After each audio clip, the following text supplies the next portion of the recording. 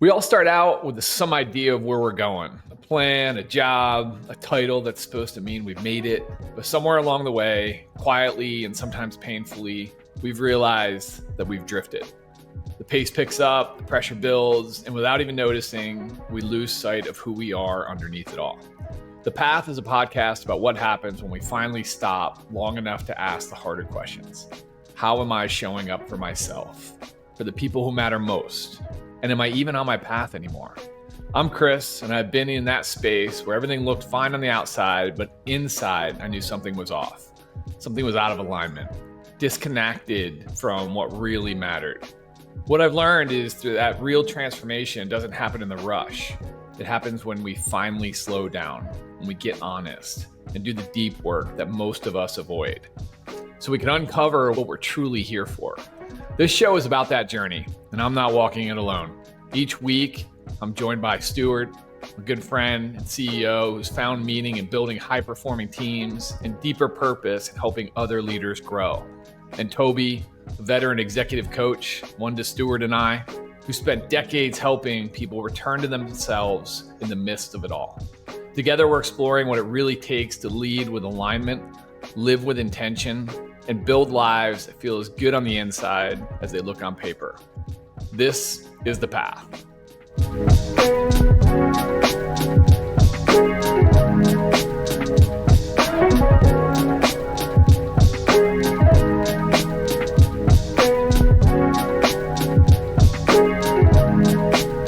Toby, Stu, how the heck are you? It's been a little while. Been too long, way too long. Good to see you guys. It's not that we don't see each other 100 times during the day, but it's good to see you on the podcast. It's nice. Yeah, the podcast's a little bit easier. We just get to talk, we get to collaborate. The other stuff's all that strategy and building the company bullshit. Yeah, good to see you, man. This is fun. How you doing?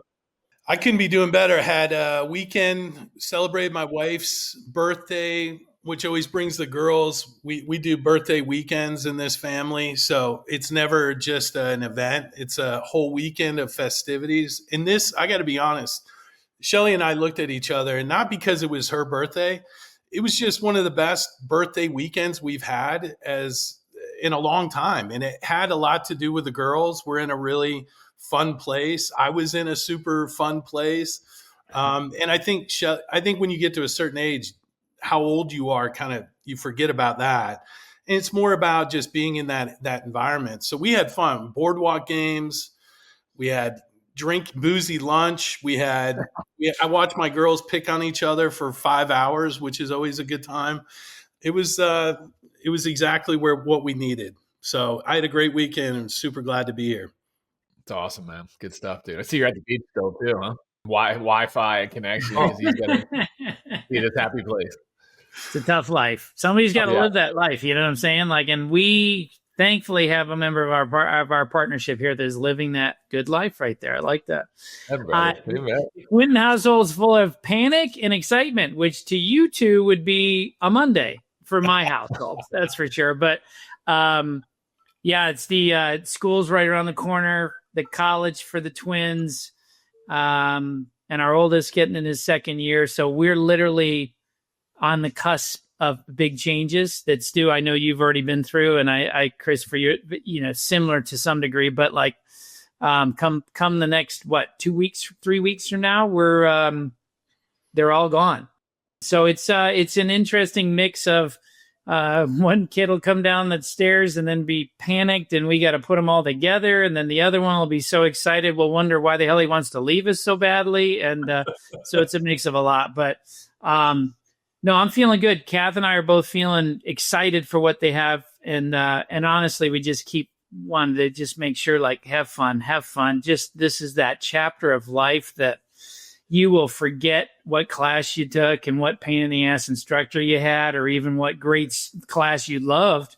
But you won't forget those memories. That's for sure. In that moment right now. So I'm excited as hell for them. And it's kind of, kicked it in for Kath and I, not from the point of view of which most people are asking is, what are you guys going to do? I'm like, it's more about just we're excited right now, still living with our kids and living through our kids and around our kids, and the excitement that they have right now has been it's been rejuvenating for us too. So it's I haven't had any of those thoughts about how it'll be different or change. I'm having much more of those thoughts about the excitement of what they've got right in front of them, which is pretty cool.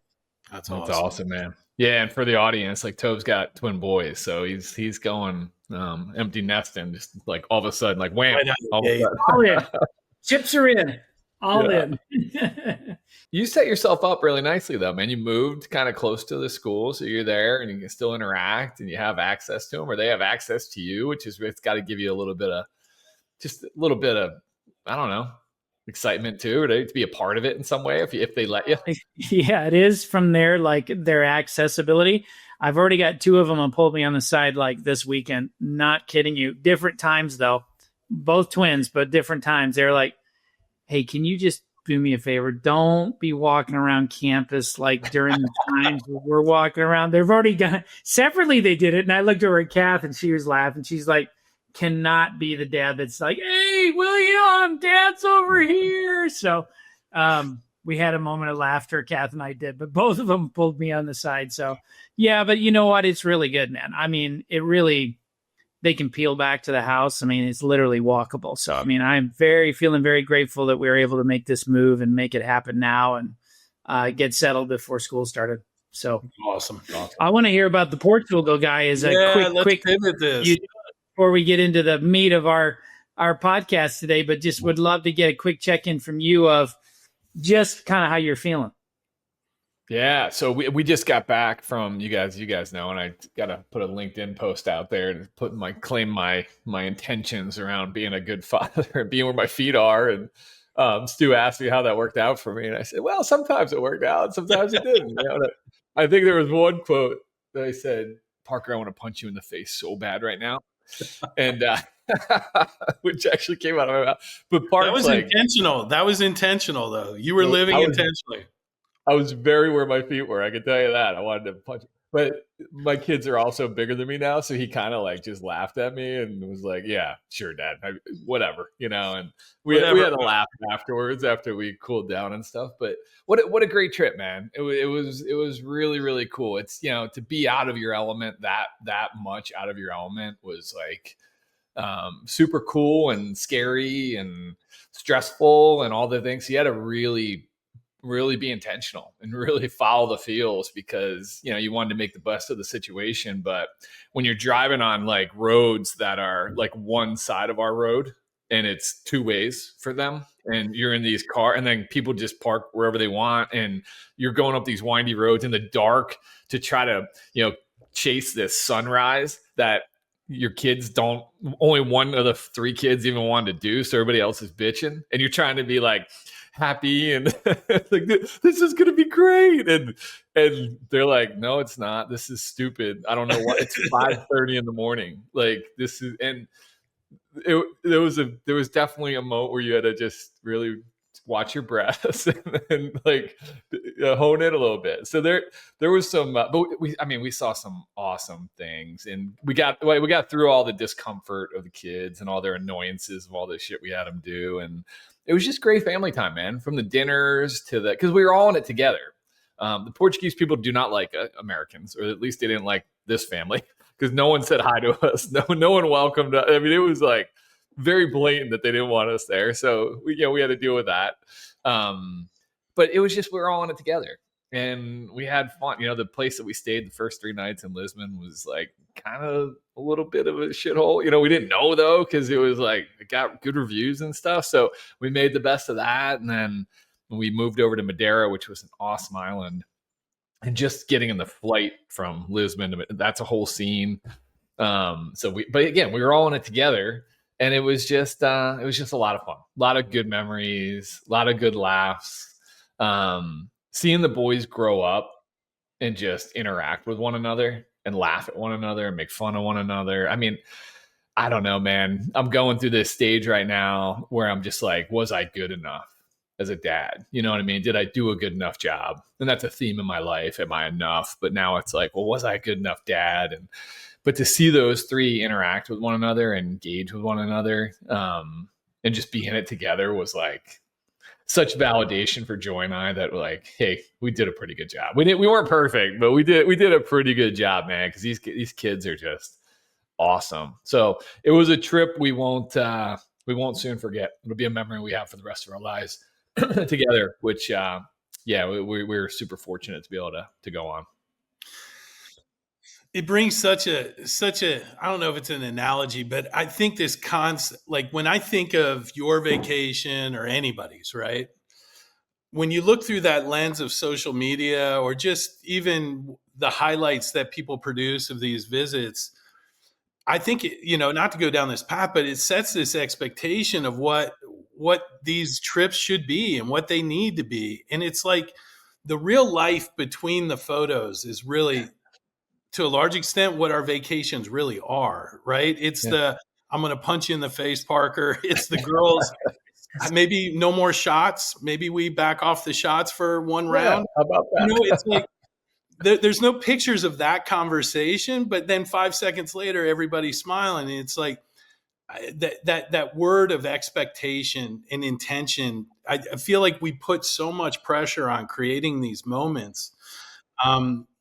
And when you drop 20 grand or whatever it is to go to a foreign country, it's almost highlighting even more that it needs to be this special thing. And it's just this vicious cycle that pulls us away from being present in that moment, right?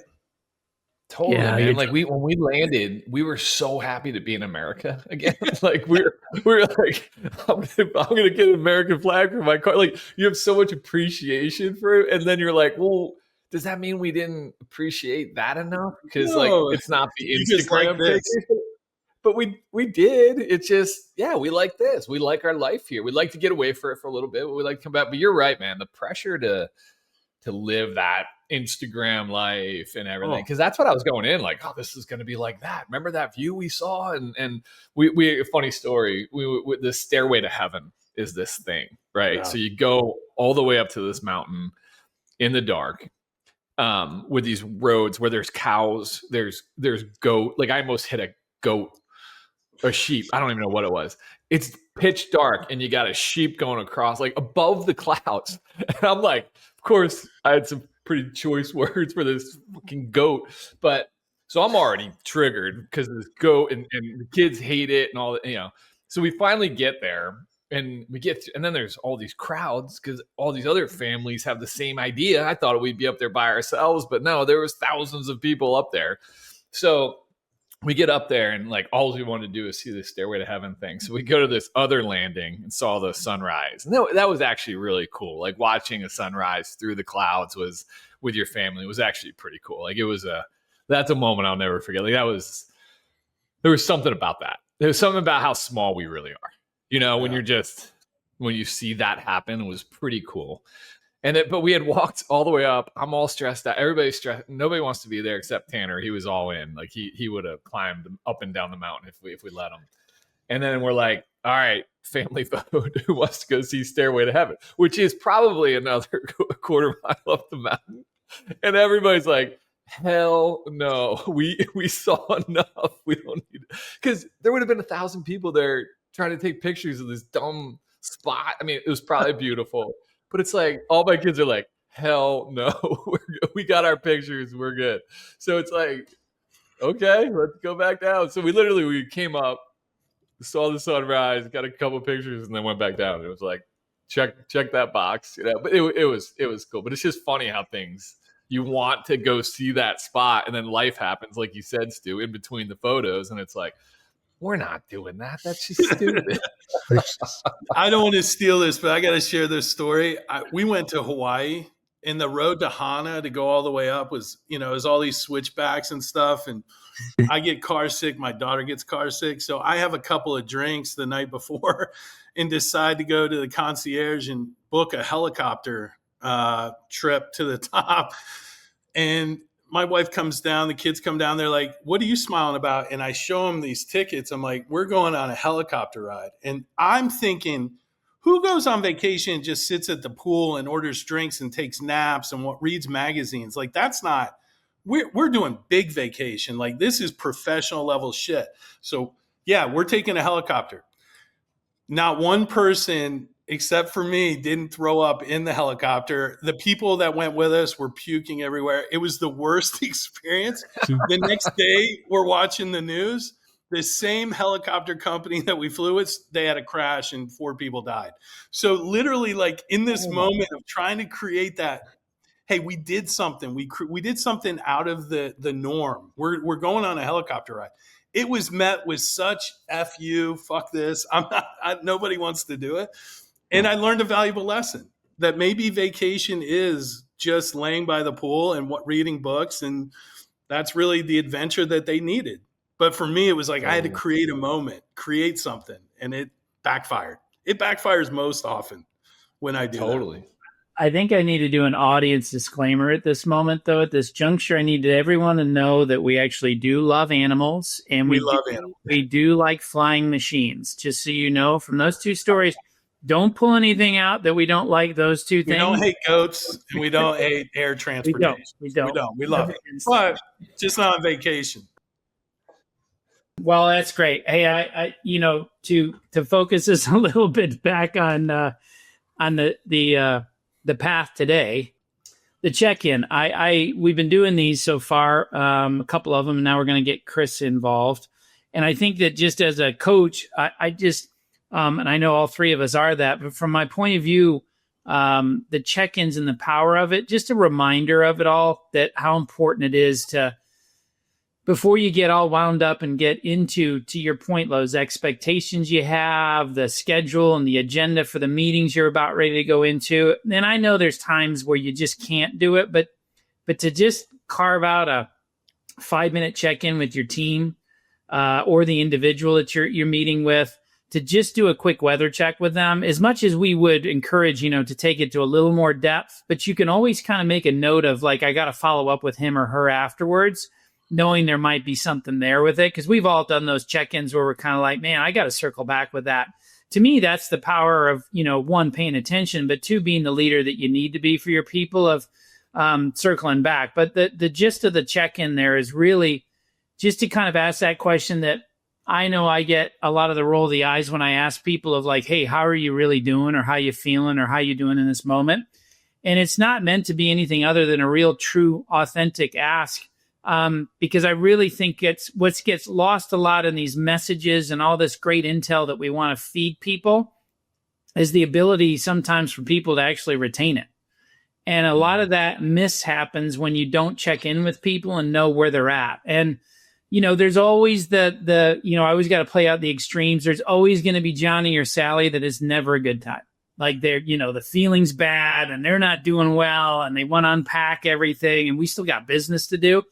But I honestly believe those are the rare ones. There are those that happen, but most people just genuinely want to be seen and they want to be heard. And I think that's just a quick hit of like, just a quick weather check. How are you doing? Checking in with me. And then you can get into the business. And I think more times than not, you're going to end up really making a good impact. And you probably won't have to go back again to kind of reiterate your thoughts or really kind of then check back in with people of, oh, was something going on? It's like, well, it probably would have been a good question to ask before your 1.5-hour dissertation about what I got to do today. So it's just something to think about. But for years, Stu, I loved your check-in. I was able to do mine. And so now I'm excited for our partner, Chris, to check in with us on how he's doing today. But I just wanted the audience to hear again kind of why we're making this. It's so important to us that we're making it part of each one, 3 podcasts we're devoting to this power of check-in. Stu, any thoughts there before Chris comes in? No, I think you did a wonderful job setting it up. I just want to encourage the audience that check-ins aren't just about corporate, about your career. Mm-hmm. I think part of the power of this last weekend was the curiosity that my family brought to the festivities. It was nice to be able to pull away and check in with my daughter briefly of how's life, how are things really going. There's a lot of interaction throughout the day and throughout the week, but that deeper curiosity is it's such a powerful tool to keep those people you care about the most, keep everyone connected. It's a pause that has phenomenal power, in my opinion. But well said, Stu. It's more important personally than it is professionally. I couldn't agree more with you. Thanks for saying that. So, yeah. Chris, we'd love to, I know that, the trip and whatnot, you hate Portugal. You're glad that you're in the United States. You're never traveling abroad again. But apart from that, check us in on how you're doing. Yeah. Hey, with that, that is not true. Just saying that. I make fun of the parts, but I would definitely tell people to go. I mean, it's just an unbelievable experience and stuff. But yeah. And then to go back into the check-in real quick, like we do it with each other all the time. We do. Right? Like once a month, if not more, just quickly. Hey, how you doing, man? What's Chris going has on? to check in with me 7 times a week. So that's his kind way of saying, sometimes we do it a lot. We do it 7 times a week with Stuart. Sometimes more than others, sometimes more. That's not true. We're all going through stuff, and it's just nice when, part of our coaching, this was part of our leadership. When I was a leader, it was just like, hey, how you doing? How you really doing? Because that how you doing is just so transactional, right? And it's just like almost like they don't really care. Like that's just a hello way to say hello. But when you say no, hey, how you really doing? That's when it's like, holy shit, like they really care about me. And it's an old leader boss of mine used to say, zig when they think you're gonna zag. And in business or in family, right, Stu? Like when you're sitting down at the table and or celebrating Shell's birthday, and you get serious for a moment, they're thinking you're gonna grit, and it's like, hey, serious moment now. How you guys really doing? And you create that space for them to really check in. You'd be surprised at what you get back. And for me, right now it's a weird time in life, man, and I'm trying to enjoy it and trying not to get stuck in the weirdness of it. Trying to surrender, right?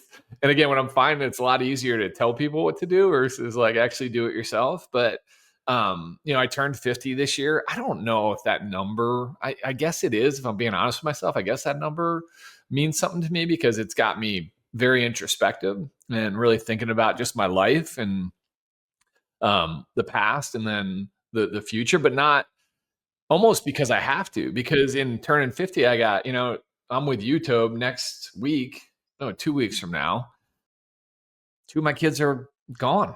They're off to college, and Aiden's going to go into his junior year. Like I got like one more summer with him before and I barely got this summer because he was in an internship in DC most of the summer. And,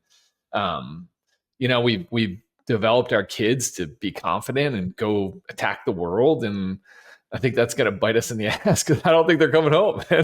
So it's like, but I guess that's the part of a parent, right? Because Joy and I also worked really hard to like be in a position to wherever they are, we will follow, right? We will be there in some way. And whether that's for 2 weeks at a time or a month or whatever, we will be highly, and I already let them know that. So they better find wives that like us because we will be out in their family.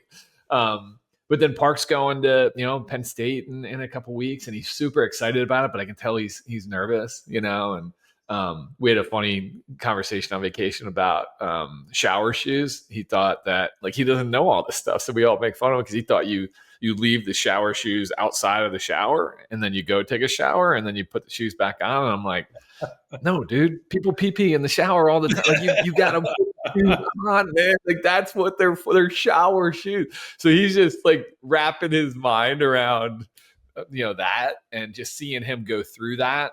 And then seeing Tan just, our youngest, he's going to be a sophomore, just him dealing with it too, man. Like he jokes about it. Like, oh, it's going to be awesome when they leave. But I could tell that there's some fear there and some curiosity there and how we're going to be to them and so on and so forth. So it's just, and then on top of that all, we're trying to build a business, and this whole new venture and unwinding from, 25 years of corporate America. And just, I talk to you guys about this all the time, like waking up and just doing. Like you just got to go, right? Because that's how your identity, that's how you've been identified for so long. That's how you gain purpose, right? That's how you show purpose. I guess you said not gain purpose, show purpose. And to unwind that has been really hard for me, if I'm being honest. And it's kind of got me in my head a little bit. And my fear in it getting in my head too much that I'm missing what's really right in front of me. And that's where the surrender practice for me is really a main focus of mine right now, just to slow down and just say, hey, just relax. What we say, feel the feels, deal with them. You got and I've had to practice everything that I preach to the clients that we have, like literally. And it's almost therapeutic for me when I'm coaching them, because it's almost like I got to do that too, right? And I let them know that, like, I'm not a coach that's like, hey, by the way, you just signed up with a guy that's got it all figured out. All this together, and it's been really therapeutic for me. So, long answer to your question, Toby, but there's just a lot going on in life right now, man. And all great, and I'm trying to be grateful for it all. Like I it's so funny. Like, this is the life that I envisioned living, that I never, as a 10-year-old boy, 15-year-old boy, whatever, never envisioned having this life. And then you kind of want, like, am I enjoying it? Am I so, like, caught up in, like, oh my God, you got all this stuff that I'm not really enjoying it. So I'm just trying to figure a lot of that out, man, and be grateful in the process. Go ahead, Tob. Well, I was just going to say, I really appreciate that. I mean, I think what a deep, meaningful check-in about where you are. I think that 50 number is real, Chris. I mean, I hate to be morbid, but I mean, I doubt any of us are going to get to 100. So we're on the back half of whatever it is we're on the back half of, and there's something there. I'm curious about you and Joy, and again, not trying to get ultra personal with it, but just significant others around these journeys too of life. Like, we don't do this alone. We don't kind of get to the ages we are some people do, obviously, but I know the three of us haven't done this alone. I'm just curious about you and Joy, and like how you guys are with regards to like this check-in, and how you doing. Yeah. Thanks for, that was going to be a whole nother section, but like that's been awesome, man. Like, it's just been absolutely awesome. I mean, from the moment I came to her and said, hey, I think I just gave my notice, and walked around Annapolis for 2 hours, be like, I don't know what I'm going to do, but I think I just gave my notice. And her support in that, knowing that, like, we'll figure this out and we'll do it together. She's embodied that, like, for the last 2 years, literally embodied and just supported, and helps us with the business. But it's the noon walks where we just get to catch up and talk to each other, and it's the coffee in the morning that I'm actually home for now, that I wasn't for so many years. It's her checking in on me, like, how you doing? And even though she's going through her own stuff too, like, she's mama bird, man. Like, I make fun of her, but like, she makes lunches for my boys every single day, and now for her to only have to make one lunch, she gets a couple more minutes of sleep in the morning, but like, that's a big deal for her, so she's going through her own thing. She's turning 50 in a couple weeks. So if you see her, say happy birthday, August 28th. And she doesn't want anything. So I'm trying to, make it a big deal, but she doesn't need anything. She doesn't want anything. She just wants to have dinner with me and the boys. Like, that was it. So yeah, the gratitude I have for my wife, is probably deeper and more profound than ever before in my life, and the love that I have for her, the admiration that I have for her. I've never felt more like a team before. And weird Instagram post was like, hey, if you had 10 more minutes of your life, who would you want to be with? And it's like, that's super easy for me, her in a second. But I'm like, like, hey, hon, just to be like, if you had 15 minutes left in your life, like, it would be me, right? And she's like, hell yeah. Like, oh, Tom, you haven't met Tom yet. Tom's awesome. Son of a bitch.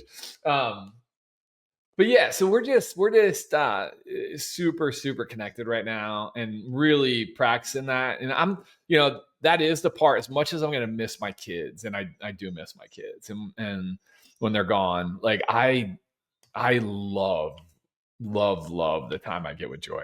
Like, I can't wait to travel with her, to go see the boys, or to go do a weekend trip somewhere, or live spontaneously for some weekend. Like, her and I are really both looking very, very forward to that. Not to rush it by any means, but like, I I'm for like I found my true partner in life, and she's been we've been through a lot together over the 20 some years of my career, and then it'll be 25 years this year in November for us. So yeah, thanks for asking, dude. Um yeah, lucky dude, man. Lucky dude. Well, it's so good, Chris, because, and Stuart, I'd love to hear your thought, but my point of view being your partner on this journey, just to see, I didn't really know you, the joy in you aspect as much when you and I were working in the company, but now since then, you're just in congruence, man. What's coming out of that mouth of yours, it feels like you guys are really in a wonderful spot, grounded in each other, see each other, walking with each other on this, this bumpy road that we all walk on in life. But man, does it just seem like you are just absolutely what you're saying and how I'm interpreting you feeling. That's part of why I asked. You didn't know I was going to ask that question, but I just am like, he just seemed very full in that space in his life. And I just wanted to hear it out of that mouth of yours because it definitely feels that way to me. Stu, you're probably picking up the same. Yeah. I mean, I hear this pretty frequently. I think all three of us share the admiration we have for our spouse. I think that's one thing that we all connect around, and the value of that relationship, we put a lot of value in there. I'll tell you where my head went was I went into a Wayback Machine and started to think about where I was, in this moment where Shelly and I were on the verge of the girls going off to college. And then you add the combination of a career change where all three of us work from home, and how much all of these subtle dynamics create just this really big conversation that comes, and what I hear is like, just how lucky you are, Chris. And I think both Toby and myself are in a similar fortunate position to have somebody that co-authors life with us. They're a partner in where we go. But one of the things that really became very clear to me was Shelly is my person, very similar to, I think, the way Joy is yours and Kath is yours, Toby.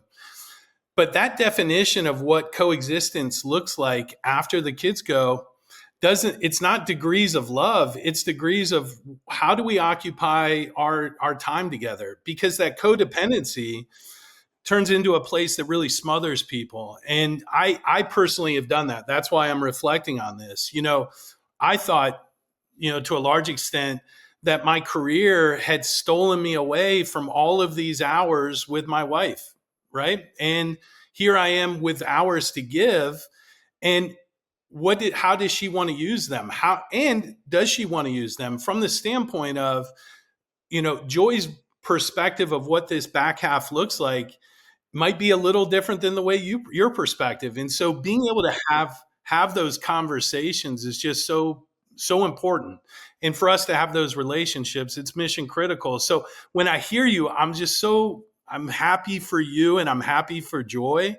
But I'm also very confident that as this thing progresses and alters and changes, that communication and that love for each other is what makes it work. And that's what's helped Shelly and I survive all the changes that have come our way. But it's powerful, buddy, to hear that from you. Thanks, man. Yeah, it's well, and if I'm being really honest, there's a little like regret. I don't know if regret's the right word. When I couldn't catalog my feelings about who I was as an executive, and the imposter that I was feeling, when I felt trapped and I felt handcuffed and I didn't know how to deal with that emotion. A lot of times anger, a lot of times just mad at myself, whatever. Right. I didn't know how to, she bore the brunt of that, man. Like she bore the brunt, and I'd come home and I was, I wasn't really there.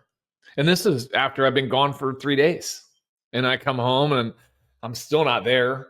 And then when she tries to engage, I'm snippy, or I'm passive aggressive, or I'm this or I'm that. And it took me a while to unwind. And then finally, I unwind, and then I'm off on the road again, and I'm back at, so we got into this thing, and I do, people say, oh, I don't have a lot of regret. I totally regret the way I managed that relationship with my wife, and that the fact that, she stood by me through all that. Like, she knew who I was underneath it all. And I think I don't know if she would be able to tell you that, like, oh yeah, I knew you were going through this or that. Like, but, her love for me and, I think that's what got us through. But yeah, dude, I love this time because I have more space, like I said this before, like I operated so many years right under threshold, whatever you want to call it. Right. So anything happened, I'm snapping.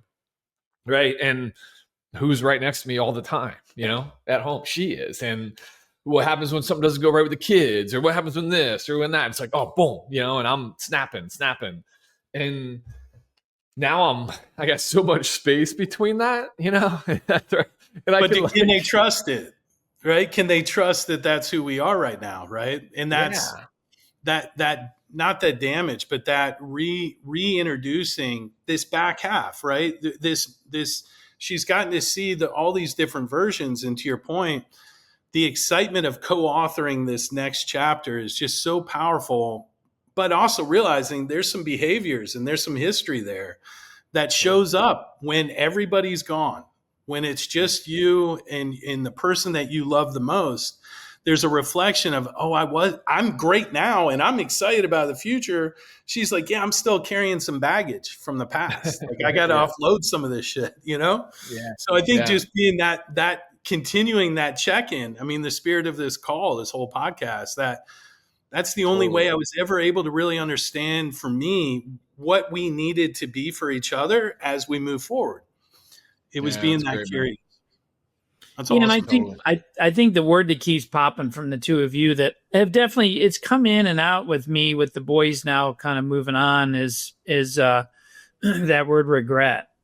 And, it's similar to guilt in some regards. And I just, challenge the three of us to really own it and also let go of it. Like it's the backpack of regret. And it's like, I wonder if we could just, either take what comes of this podcast today and just go back and check in with, to your point, Stu, check in with our girls and just walk that path of like, hey, I feel bad and still holding on to some of the ways I behaved and how you were there to catch me and kick me and whatever you did. But I just, what a life we could all live if we could kind of, not that you won't feel regret or guilt. What I just don't want us to do is carry it. That's the thing, is like, if there's a way we could just, not to take this to an even deeper level, but I just think how many people are listening to us that could list off on a piece of paper how many regrets they have in life, a conversation they haven't had with their dad,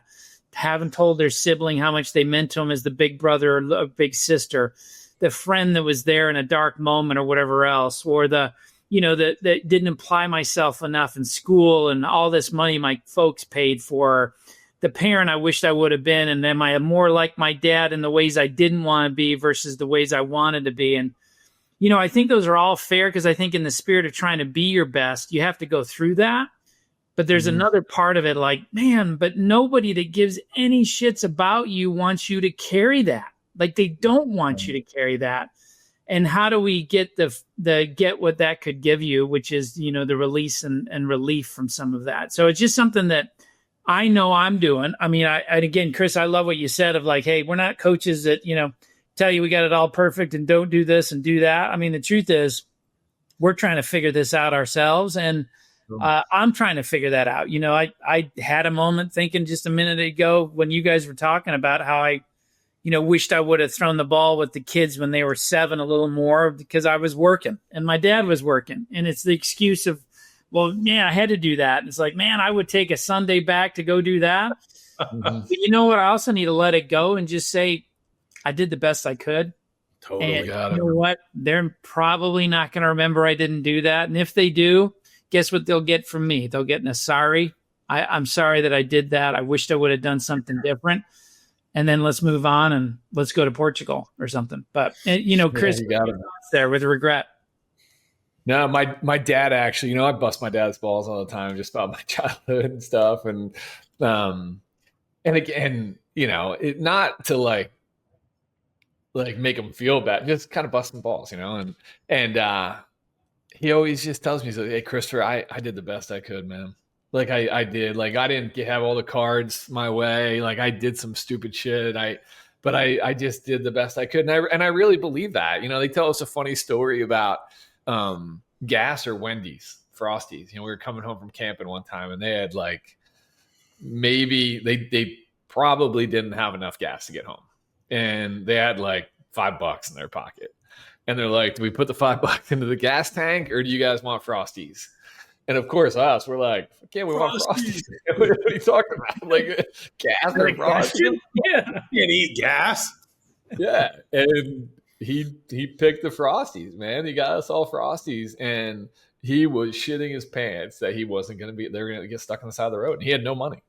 Like, no money. I mean, no money. And I don't know, for him to just pick the Frosties for us and figure it out and get home. And we ended up getting home barely and whatever. And they figured it out how to get, I don't know the rest of the story. I don't think it really matters, but that just shows you kind of what they had to deal with in raising kids and like the best they could based on their situation. And I think that's just a great life adage. Just you're doing the best you can, man. You gotta let the rest, you gotta surrender the rest and just let the other stuff fall off. And that's when I see my three boys, and I got that chance to see that this past week when we were all together for a long time.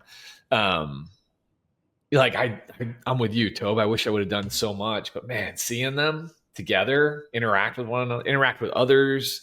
Again, one's going to Penn State, one's going to Virginia Tech. Tanner's probably the smartest out of them all. I keep telling the other ones that, and they're just great kids. So it's like, maybe I did the best I could was good enough. Maybe it was good enough. Great. And, not maybe, buddy. It absolutely. It's like like Stu, you and I both know that his kids will never forget how much he wanted to make it a great moment versus whether it was or it wasn't. That's the part they'll remember. Like that Stairway to Heaven, they'll remember how jacked up you were about making it a moment. And that's the gift that you've given them, because that's Chris Weiss. That is, you want this to be special. Whether it was or it wasn't it's irrelevant. It's like, because of the care and the depth that you have for wanting people to experience life at its very, very best and have all these wonderful experiences, dude, I guarantee they won't forget that their dad always wanted them to do that. What do you think, Stu? On everything. I mean, I will validate that from I've known you, 20 something years, your goal of creating significance in the lives of the people you care about is one of the most wonderful qualities as a friend, as a business partner, as a mentor, and as a parent. I mean, watching you care enough about others to put that level of effort in, you do it all the time. And I know there's a lot of letdown, right? Because it didn't meet whatever the audience's standards were in that moment. But I can tell you if people that I know that know you, that maybe haven't talked to you in a long time, the feedback I get is, how lucky are you to work with someone like that, who cares so much, that creates these moments. One of the things that resonates, and I have a question for you, but one thing just to walk in, a reminder is, I think the hardest reality for me on my behavior during my corporate was when my daughters started to work, and to see how they assumed showing up as a high performer or what that looked like.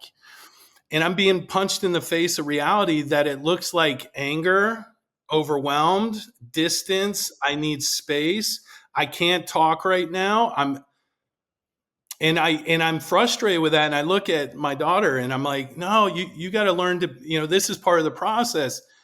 And the reality is, where'd she learn it? Well, that's how I carried myself for a lot of years. So just be prepared. There's constant reminders of some of that dysfunction as we go. But what's awesome is to be able to go to my daughter and say, can I explain that to you? Can I help you understand why I showed up that way? And not saying it's good or bad, but why? And that curiosity creates it. So I just want to prepare both of you for the reality of what our kids picked up from us during that time. They don't look at us as bad parents or bad humans, but they did take on some of our behaviors that we're probably not the proudest about, and just be prepared for that. That doesn't mean we failed. It just means Amen, we had dude. influences in a unique time.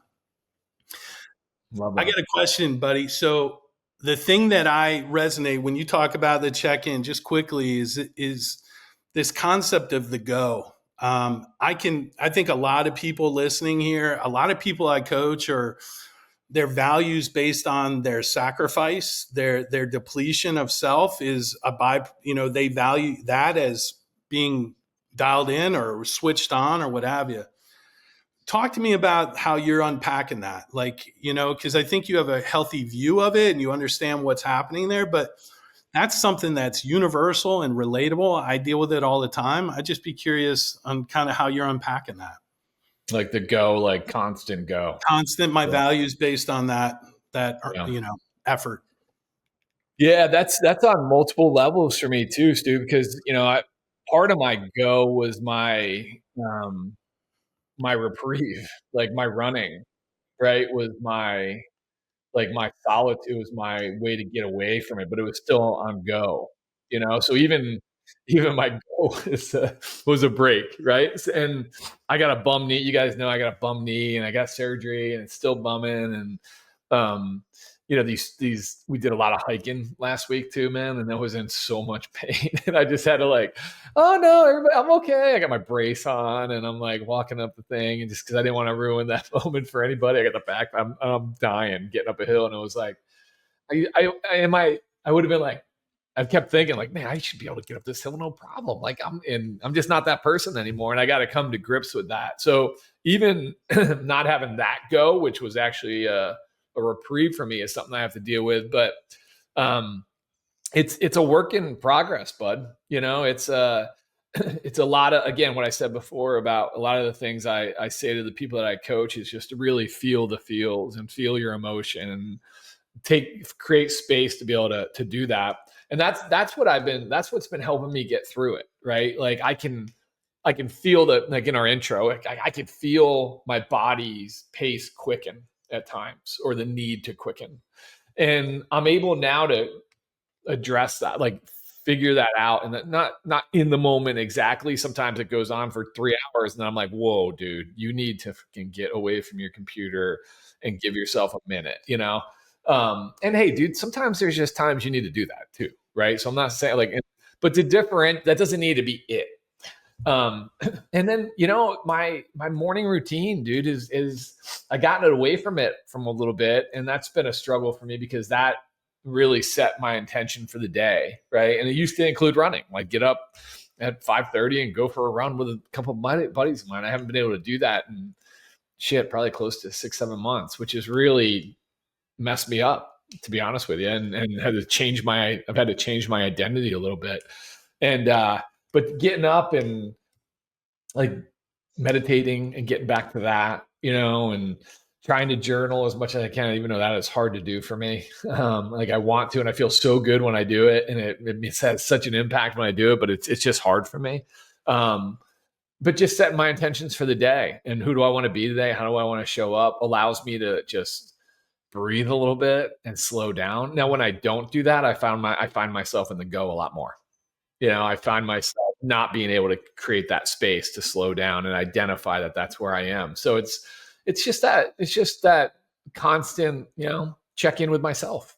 Like, how you feeling right now? And why are you feeling this way? And do you need to be putting this much energy in? Does this really define you? It doesn't need to be this perfect or whatever. And just questioning kind of what I'm doing when I start to feel kind of that anxiety and those emotions start to creep in, just checking in with myself and figuring out where they're really coming from. That's great. That's really good, Chris. Yeah, thanks for sharing that. Hasn't been easy though, man. 25 years of corporate America, especially in our, awesome company. High performance though, man. There was expectations there, and for me, I actually have this in my book. It's like, for me, it was like, I dealt with abandonment very early on as a kid.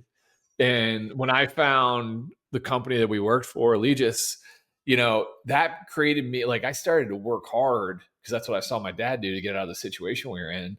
And then I started to get rewarded for it. Right. And then I'm like, wait, hold on a sec.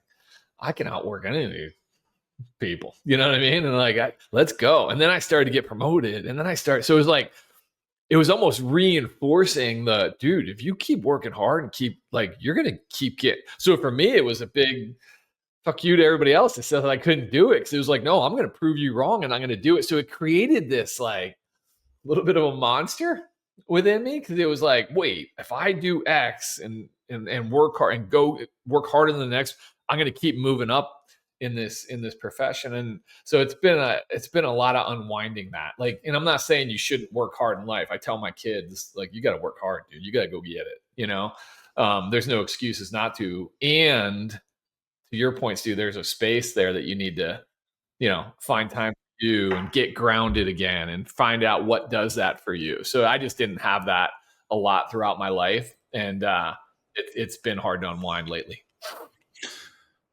Yeah, I mean, being an entrepreneur doesn't make it any easier.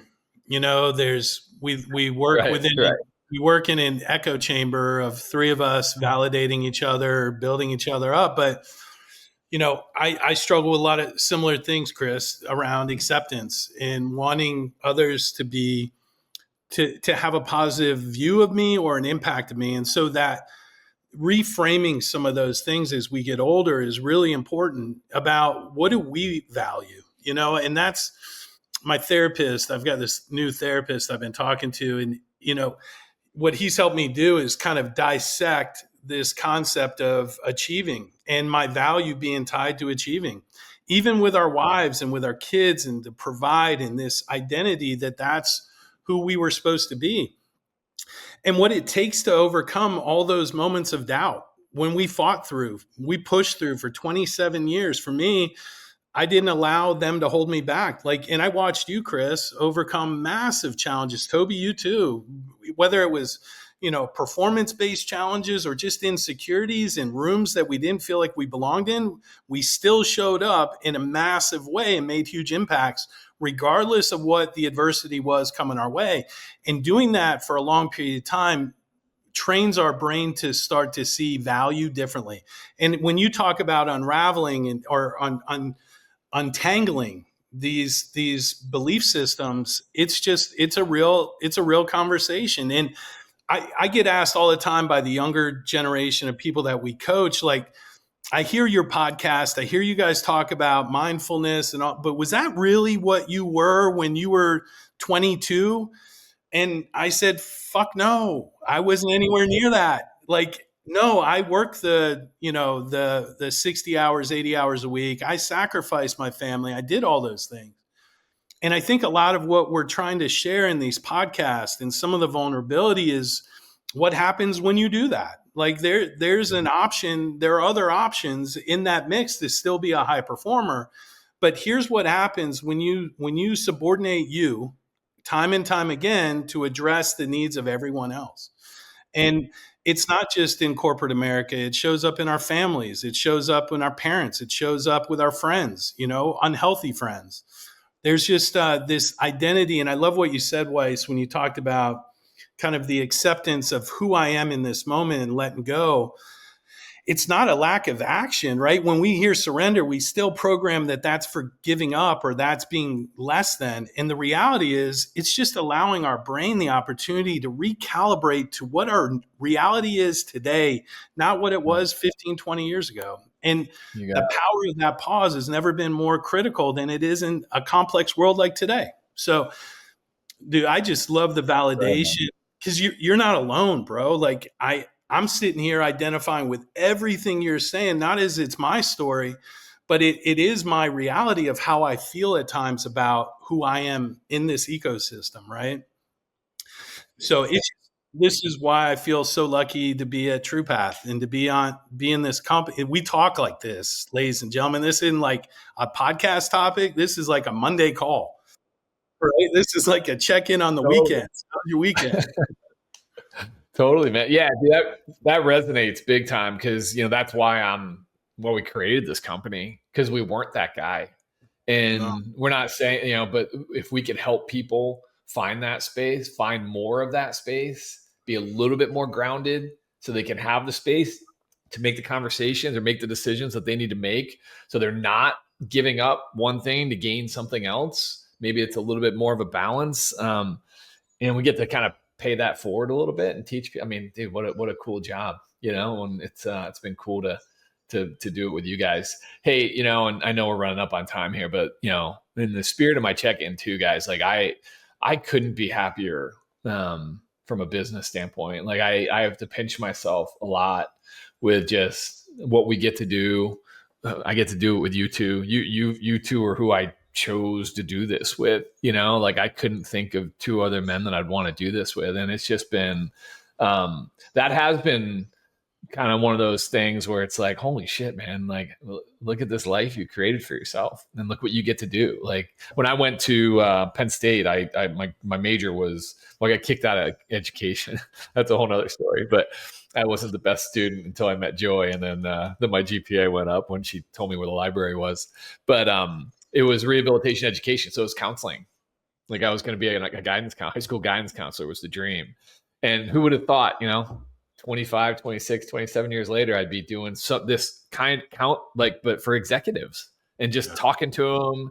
And again, not having all the answers, but helping them figure them out and find that space. I mean, I'm the luckiest guy in the world, man. I really believe that. And a lot of it has to do with just you guys and the what you mean to me. So I appreciate you guys and couldn't be happier to work with you.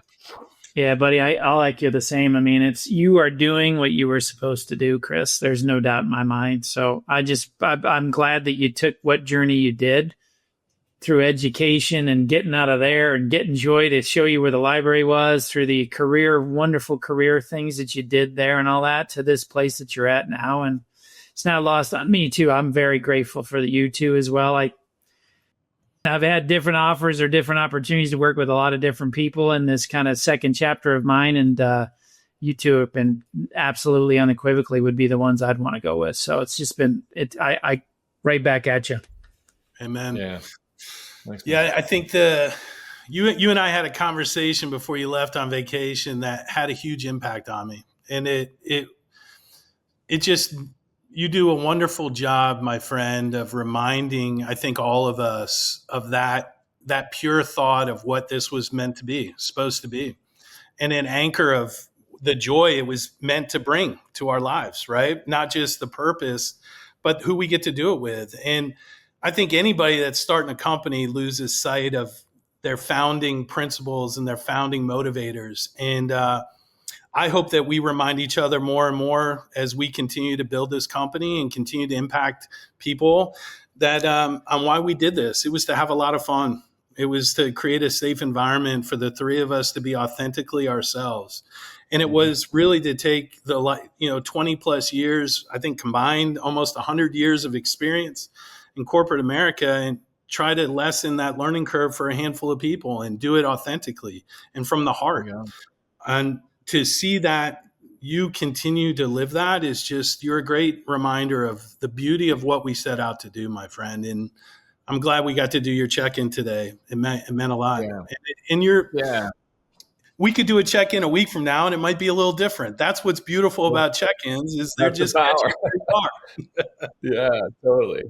There's no manufacturing this story, right? It's where you are. Amen. It changes. Well, hey, I thank you guys. The last thing I'll say before I close up the podcast here is just, when you're the recipient of a check-in, it's sometimes awkward, to just talk about yourself and be vulnerable, right? To where you are. And that takes a special team and group to be able to do that with, to feel that safe, that psychological safety that we talk about in rooms and stuff. But, man, the way I feel right now and just talking to you guys and just letting you know some of the things I got going on and some of the fears I have, my kids leaving in a couple of weeks, and to be able to share with you guys like how awesome my relationship is with my wife. It's just like, that's like, man, if that's all we talked about, that would have been enough for me. She's going to hate every minute of this too, by the way, but that's just joy. My kids, what are you going to do? I talk about them on here. Hate it. Yeah. But thank you guys for this. Really appreciate it. And it's a great way to come back from vacation and a little bit of jet lag and jumping in and being able to spend this time with you. So I really appreciate it. Been great. Let me close this up. Hey, the truth is your path doesn't always mean leaving everything behind. Sometimes it means waking up to the life you're already living, doing the work to realign, to lead with more clarity, to show up with more intention, and to remember why it mattered in the first place. To your point today, Stu. The path isn't about chasing something new. It's about coming back to what's true. Thanks for being with us today. If this conversation helped you see something more clearly, share it, reflect on it, sit with it, check in with someone, and whatever your next step looks like, walk it with purpose. We'll see you next time on The Path.